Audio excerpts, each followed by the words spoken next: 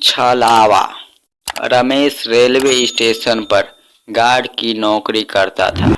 उसकी शिफ्ट हाल ही में रात में हो गई थी और उसका ट्रांसफर एक ऐसे रेलवे स्टेशन पर कर दिया गया था जो काफी सुनसान और वीरान था।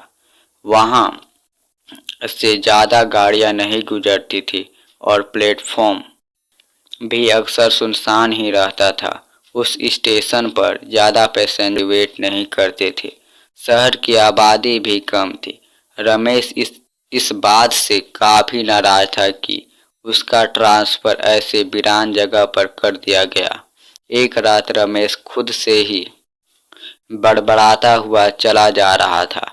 क्या मुसीबत है, अच्छी खासी घर के पास नौकरी चल रही थी, बेकार ही सुनसान जगह पर ट्रांसफर हो गया। 1 महीना देखता हूँ, फिर बात कर लूँगा ट्रांसफर की।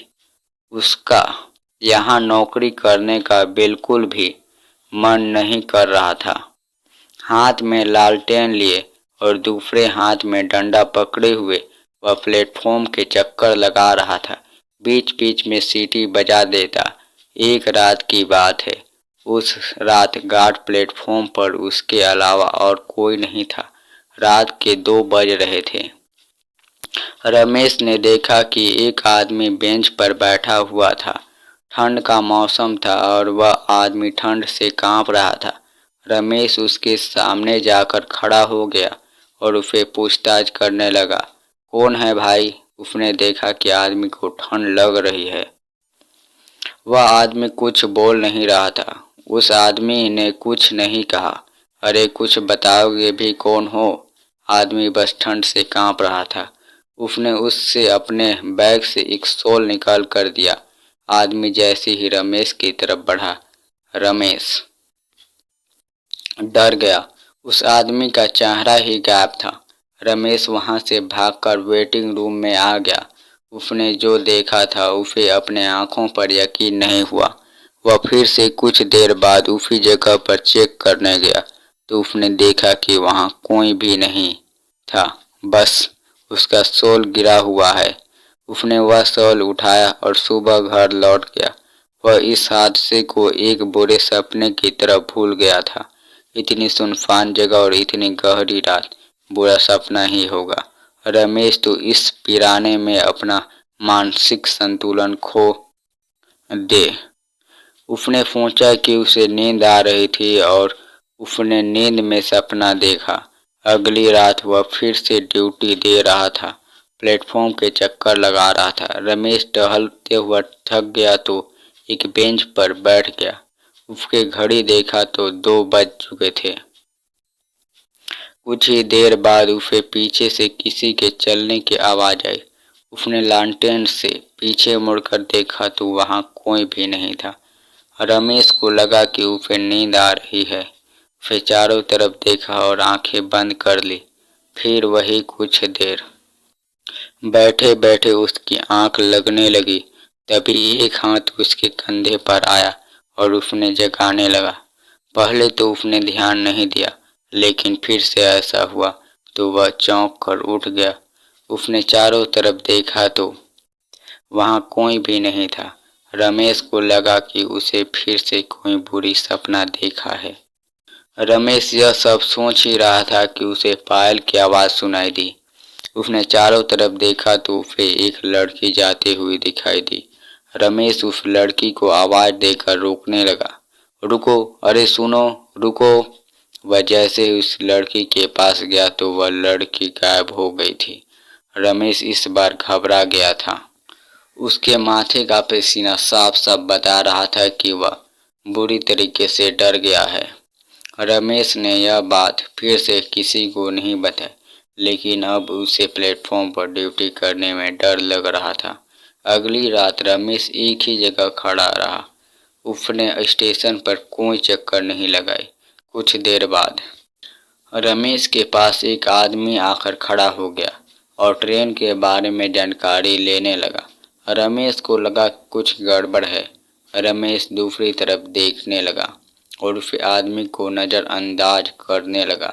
उस आदमी ने फिर से रमेश से पूछा, इस बार रमेश को लगा कि यह कोई इंसान ही है। रमेश उस आदमी को ट्रेन के बारे में बताने लगा। तभी घड़ी में 2 बज गए। पूरा प्लेटफॉर्म घड़ी की आवाज़ से गूंज रहा था। रमेश ने घड़ी की तरफ देखा तो वह थोड़ा सा घबरा गया। उसने सामने खड़े आदमी ने उसके कंधे पर हाथ रख कर उसे जगाया तो वह होश में आ गया। रमेश ने देखा कि सामने खड़ा आदमी उसे धुंधला दिखाई दे रहा है। उसने अपने आंखें मली। उसने फिर भी वही आदमी धुंधला ही दिखाई दे रहा था। रमेश ने उस आदमी को बुलाने की कोशिश की तो वह आदमी भागने लगा। रमेश भी उसके पीछे भागने लगा और वह आदमी अचानक से पटरी की तरफ भागने लगा और गायब हो गया। रमेश अपना बैलेंस नहीं बना पा रहा था, पटरी पर गिर गया। उसने ट्रेन की आवाज़ सुनी और घबरा गया। उसे सब धुंधला दिखाई दे रहा था। वह डर से चिल्लाने लगा। तभी रेलवे स्टेशन मास्टर प्रसाद भागता हुआ आया और उसे रमेश को पटरी से बाहर निकाला। रमेश कुछ देर तक बेहोश रहा। रेलवे मास्टर प्रसाद ने रमेश के ऊपर पानी छिड़का तो वह उठकर चिल्लाने लगा। प्रसाद ने उसे शांत किया और उसे दिलासा दिलाया कि वह ठीक है। रमेश को कुछ ही समझ नहीं आ रहा था कि उसने साथ क्या ऐसा कैसे हो सकता है। प्रसाद ने पहले तो उसे डांटा कि वह पटरी को इतने पास क्यों गया। रमेश ने प्रसाद को अपने साथ घट रही सारी घटना के बारे में विस्तृत से बताया। प्रसाद तुरंत ही समझ गया। उसने कहा, इस इलाके में कई छलावे रहते हैं। वह सब रूप और शरीर बदल बदल कर आपसे बात करना चाहते हैं। उसके बाद आपको नुकसान पहुंचाने की कोशिश करते हैं। रमेश छलावे का नाम सुनकर बुरी तरह से कांप उठा। वह जल्दी से स्टेशन से भागने लगा। प्रसाद ने उसे समझाया कि ऐसे भागने से कोई फायदा नहीं है। बस इन सब का एक ही इलाज है कि जब भी तुम्हें ध्यान अपने ओर आकर्षित करें, तुम उन पे बिल्कुल ध्यान नहीं दो और छलावे से बात भी बिल्कुल ही नहीं करना। रमेश प्रसाद की बात को ध्यान से सुनता रहा। फिर थोड़ी देर बाद उठकर प्लेटफॉर्म पर जाने लगा। उसने देखा कि सामने से एक आदमी आ रहा है। वह आदमी और कोई नहीं, प्रसाद था।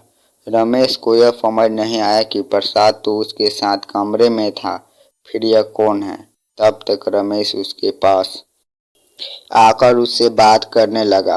प्रसाद ने रमेश को घबराहट की वजह पूछी तो रमेश शांत खड़ा था। अरे रमेश, क्या हुआ? इतना घबराए हुए क्यों हो?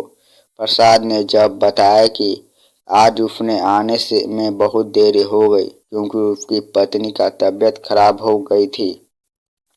यह बात सुनकर रमेश को धक्का लगा।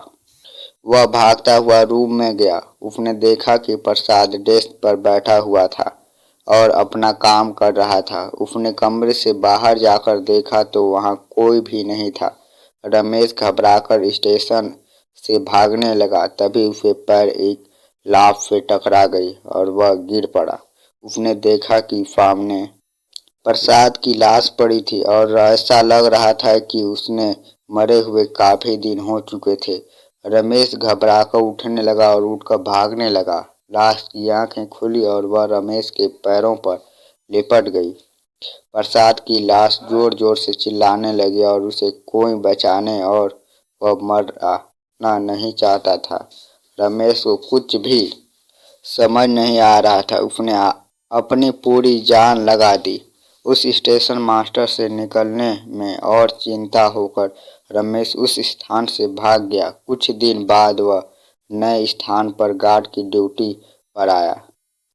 वह एक रात ड्यूटी कर रहा था कि उसने देखा कि घड़ी में 2 बज चुके हैं। प्लेटफॉर्म पूरी तरीके से खाली था। उसने कंधे पर किसी ने हाथ रखा। गार्ड ने देखा कि कोई वहां नहीं था। वह प्लेटफॉर्म पर चक्कर काटने लगा कि उसे दूर से एक आदमी की परछाई दिखाई दी। वह परछाई एक शरीर में बदल गया और उस गार्ड के पास जाकर खड़ा हो गया। गार्ड ने पीछे मुड़कर देखा और वह उसके सामने रमेश खड़ा था।